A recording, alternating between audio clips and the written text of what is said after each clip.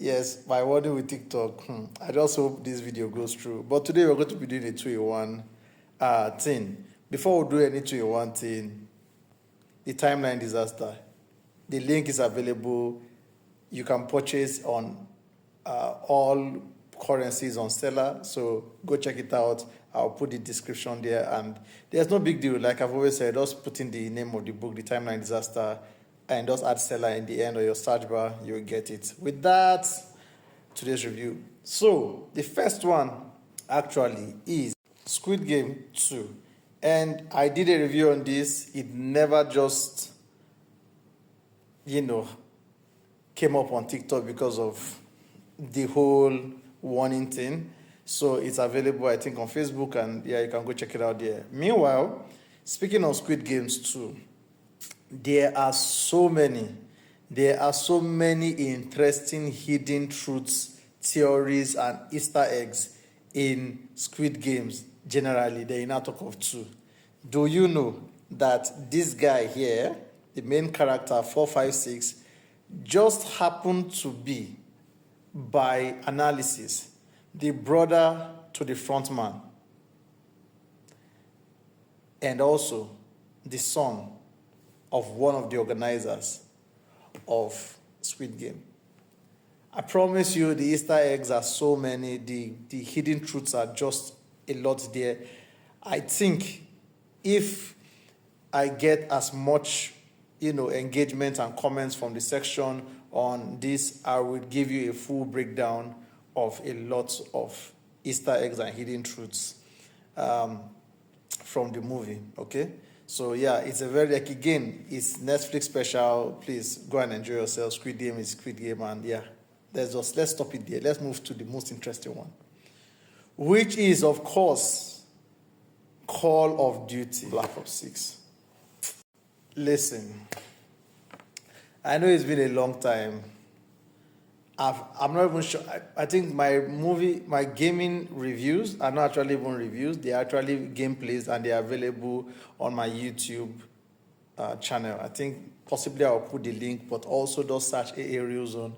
And definitely you'll see me, I believe, with the icon that you know me on TikTok. And if you go to some of my old videos, you'll see mobile gameplays of certain interesting games I've done, like The Walking Dead and The Wolf Among Us.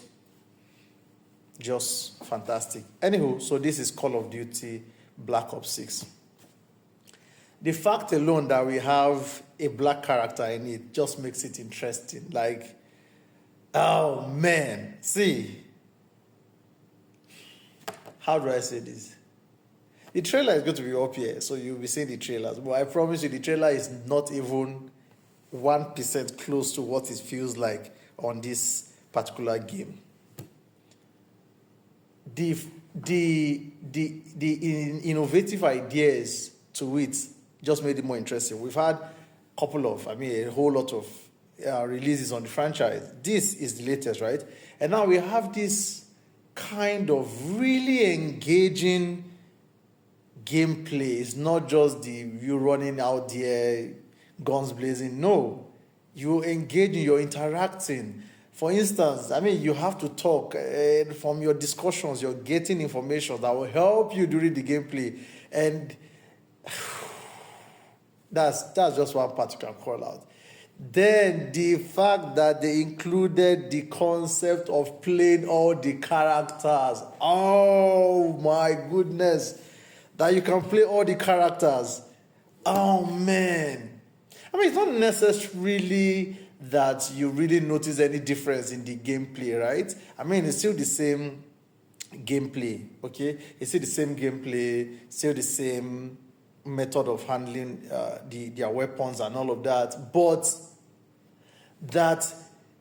the conversation, definitely the voices change. It puts you in the sense that you're actually a different character, because when they're communicating with themselves, either via their intercoms and all, you are now communicating from another character standpoint, and that is just mind-blowing. And also, when you do the run and duck, which actually makes you slide, you get to see the character's gears, especially from the leg below, you get to see the character's gear. So if it's a lady, you see her high heels, and if she's on corporate, fine, you see her corporate. For the guys, you see their different outfits and all of that, which matches with what you saw them before you took over them.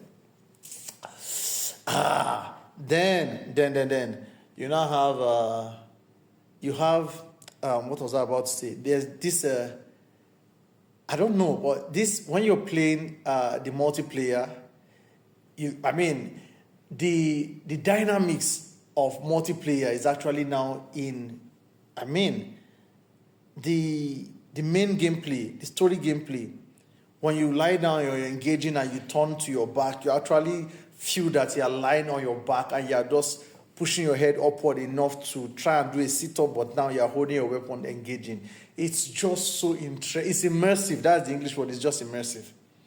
Then, we also have this stuff where it might be short in its own way, but if you really want to play it from a real standpoint, to enjoying every bit, it can get really long, because you want to really explore every part of the map. And I like the part where they had these desert warfare vibes, and they had to go through different locations to hunt down, not really hunt down per se, or to destroy, to execute different types, which have to do with destroying nuclear warheads about to launch, executing main or specific characters and all of that. Like, that was just nice. You had these maps and you had to explore these maps. And even while you're exploring, you encounter, what they call it, enemies that are actually on patrols. And see, if you know, you know. It is so,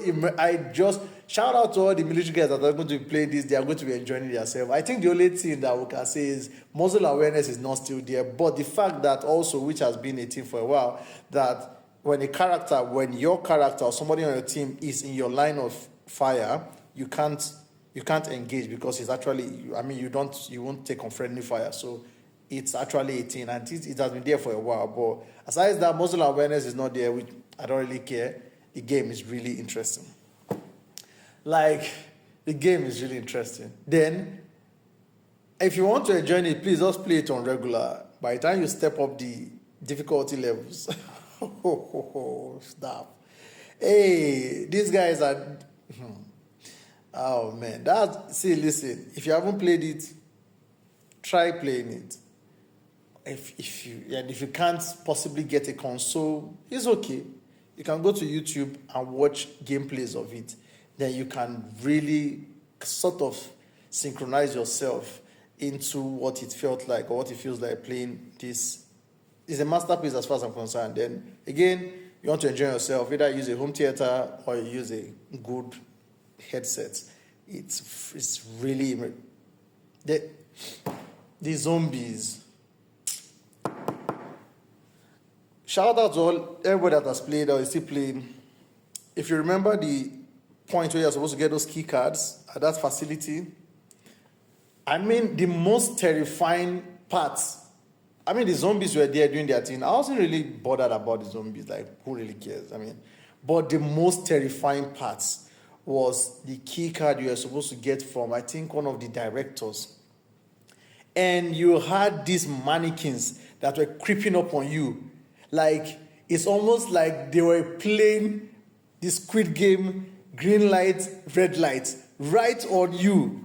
Like, now you are the person that is turning around to see whether they are coming. And you could legitimately see some of them really still coming even after you turned. You see all of them freezing, mannequins. Then you see, somebody still trying to take a step and all. It is so terrifying.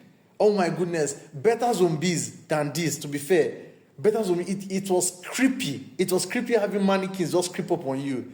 I promise you, man, this is one of the biggest releases recently, and for real, we're enjoying it. We're enjoying it. Try watching the gameplays or something. Just enjoy yourself on this. And with that, we'll move to the next review. But before the next review, enjoy.